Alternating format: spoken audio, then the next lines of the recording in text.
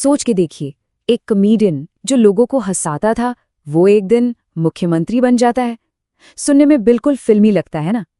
आज हम भगवंत मान के इसी कमाल के सफर को समझेंगे। एक ही शख्सियत के दो बिल्कुल अलग पहलू। एक तरफ एक मशहूर कॉमेडी आर्टिस्ट जिसका काम है हंसाना, मनोरंजन करना, और दूसरी तरफ पंजाब के 17वें मुख्यमंत्री का ओहदा, एक बहुत बड़ी जिम्मेदारी। तो सवाल ये उठता है कि कोई इन दो अलग अलग दुनियाओं में इतनी सफलता से कैसे आगे बढ़ सकता है। यही बात उनके सफर को इतना खास बनाती है। तो आखिर ये सब शुरू कैसे हुआ? चलिए इस कहानी की शुरुआत करते हैं उनके स्टेज के दिनों से, जहां से उन्होंने लाखों लोगों के दिलों में जगह बनाई। भगवंत मान की जर्नी शुरू होती है पंजाब के संगरूर जिले के एक छोटे से गांव सटोज से। उनका जन्म 17 अक्टूबर 1973 को एक किसान टीचर परिवार में हुआ। तो आप समझ सकते हैं कि उनकी परवरिश ने उन्हें जमीन से जोड़कर रखा और आम आदमी के मुश्किलों को समझने में मदद की। लेकिन सियासत में आने से काफी पहले भगवंत मान एक दूसरी ही दुनिया के सुपरस्टार थे। जी हाँ, एंटरटेनमेंट की दुनिया के। उनका स्टेज नेम था जुगनू और इस नाम से वो घर घर में जाने जाते थे। उनकी कॉमेडी खास तौर पर यूथ के बीच जबरदस्त पॉपुलर हुई। टीवी शो हो या स्टेज, उनकी यही लोकप्रियता आगे चलकर उनके पॉलिटिकल करियर की एक मजबूत नींव बनी। और फिर उनके करियर ने एक बड़ा मोड़ लिया। यहाँ से उनकी जिंदगी का एक बिल्कुल नया चैप्टर शुरू होता है, सियासत में उनका कदम। देखिए, उनका पॉलिटिकल सफर 2011 में पीपल्स पार्टी ऑफ पंजाब से शुरू हुआ। शुरुआत आसान नहीं थी।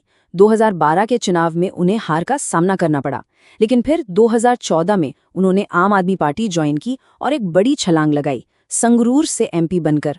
और 2019 में उन्होंने अपनी सीट दोबारा जीतकर अपना पॉलिटिकल कद और भी मजबूत कर लिया।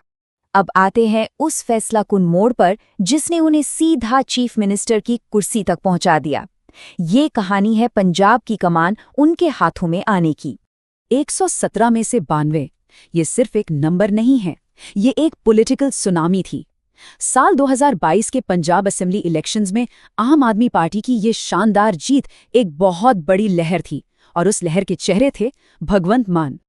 और इस जबरदस्त जीत के बाद वो तारीख आई 16 मार्च 2022। इस दिन भगवंत मान ने पंजाब के 17वें मुख्यमंत्री के तौर पर शपथ ली।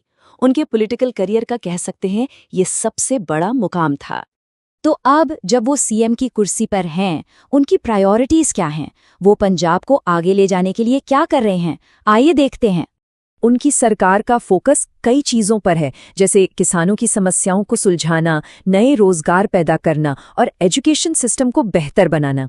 इसके अलावा करप्शन के खिलाफ एक्शन लेना और समाज में सुधार लाना, ये सब भी उनके एजेंडा में टॉप पर है। पॉलिटिक्स से हटकर अगर उनकी निजी जिंदगी की बात करें तो वहां भी कुछ अहम बदलाव हुए हैं। उनकी पहली शादी इंद्रप्रीत कौर से हुई थी, जिनसे उनके 2 बच्चे हैं। बाद में उन्होंने डॉक्टर गुरप्रीत कौर से शादी की। तो इससे एक बात तो साफ है, उनका एंटरटेनमेंट बैकग्राउंड उनके लिए एक बहुत बड़ा प्लस पॉइंट साबित हुआ, क्योंकि सियासत में आने से पहले ही लोग उन्हें जानते थे, पसंद करते थे।